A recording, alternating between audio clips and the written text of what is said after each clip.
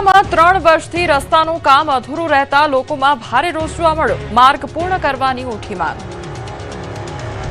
ખેડા જિલ્લાના ઠાસરા તાલુકામાં મૂળિયાદથી પિલોલને જોડતો માર્ગ છેલ્લા 3 વર્ષથી અધૂરો રહેતા ગ્રામજનોમાં ભારે રોષ ફાટી નીકળ્યો છે.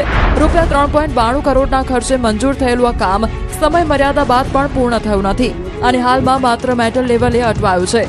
શેરડી નદી પરના બ્રિજનું કામ પણ અધૂરું રહેતા ખેડૂતો અને વિદ્યાર્થીઓને ભારે મુશ્કેલીનો સામનો કરવો પડી રહ્યો છે. કોન્ટ્રાક્ટર એજન્સીની મનમાની સામે લોકોમાં અસંતોષ પણ છે અને ચોમાસા પહેલા માર્ગ પૂર્ણ કરવાની માંગ પણ ઉઠી છે.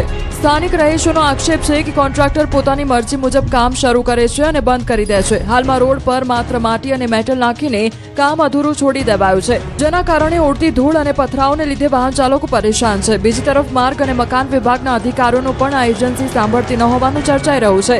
ગ્રામજનોની માંગ છે કે જો આગામી ચોમાસા પહેલા મુખ્ય માર્ગ ડામરથી મઢીને તૈયાર કરવામાં નહીં આવે તો અવરજવર સંપૂર્ણ બંધ થઈ જવાની ભીતિ છે.